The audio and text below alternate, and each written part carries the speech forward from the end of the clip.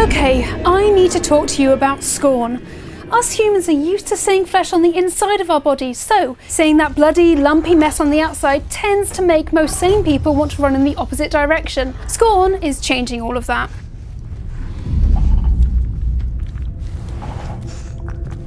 This unnerving, yet oddly, not particularly gruesome survival horror FPS, despite the unnervingly clean organs that make up guns and machines, is creating its own horror genre not traditionally seen in games, where your surroundings look like the love child of an engineer and a particularly artistic coroner. Okay, so that might sound like a weird simile, but it's really not that surprising when you consider the inspiration behind Scorn ranges from Metroid Prime to Silent Hill, fusing together to create a game that looks like it could basically be an Alien prequel. Like the eerily ribcage-like corridors Kane walks down in Alien before he stumbles upon the engineer, the decor in Scorn has a serious HR Giga vibe. Oddly phallic shapes, buildings that look like they've been grown or are the insides of some hollowed-out skeleton, it really looks like the home of the xenomorph. Only difference is that some parasitic organism appears to have spread throughout the world, covering walls and floors to make every step potentially squishy and bloody as hell. Mind you, I could be wrong. Very wrong, in fact. Judging by the surreal look of Scorn, it looks like this could be post-civilization, where its inhabitants and the technology have become symbiotic. It's a level even the engineers didn't reach in Alien, and in an age where we might soon have microchips implanted in our hands, we could be seeing a glimpse of the far-flung future. See, Scorn doesn't tell you a whole lot about the world you find yourself in. You start off isolated and lost in this dreamlike world, filled with non-linear exploration of different interconnected regions. Billed as survival horror, you're outfitted with guns and you'll have to explore to find resources and figure out what the hell is going on. The good news is that you're humanoid, except you're wearing an exoskeleton instead of clothes, and your skin glistens a lot more than us Homo sapiens are used to. Thanks to your borderline grotesque biology, there are various implements which emerge from your arm and allow you to interact with the probably alive technology that you'll meet at every turn. Similarly to the organic-looking spacesuit of the engineer and their fondness for bioweapons, Scorn takes a similarly inventive approach towards guns. Borderlands gave you an SMG that screams when you fire it. Fallout New Vegas gives you self-aware armour. Scorn gives you weapons that are alive. The interchangeable barrels look like they're the main creatures, which slot into the handle in the same way someone might put on a prosthetic limb.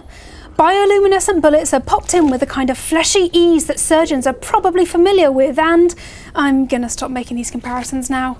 It's practically on the same level as xenomorphs, who are the engineers' mysterious bioweapons, although Scorn's guns are inarguably more controllable than the black, ravenous alien.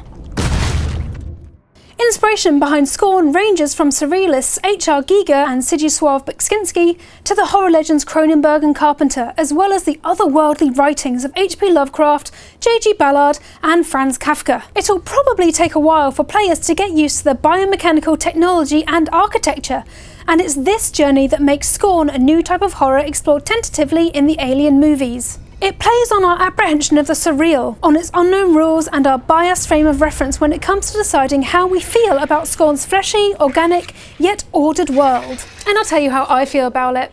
I want to touch every single wall and corridor in Scorn. I want to feel how smooth the organs are and how the vertebrae-like surroundings feel, and then I want to wash my hands thoroughly. Flesh for us equals danger, pain and death. In Scorn, it's normal. Part of any good horror genre is an initial unfamiliarity where everything we know has been upended. For Alien, it's the facehugger giving the uncomfortable feeling of male rape, to having the chest burster incubating like a perversion of pregnancy in the hosts. Scorn takes this unfamiliarity a step further by eliminating the usual barrier we think exists between flesh and technology, and then turning it benign and normal. The very fact that this theme isn't violent makes it more unnerving, as it's far more unsettling to see something distressing accepted as ordinary. In case you haven't guessed it yet, body horror is all over the place.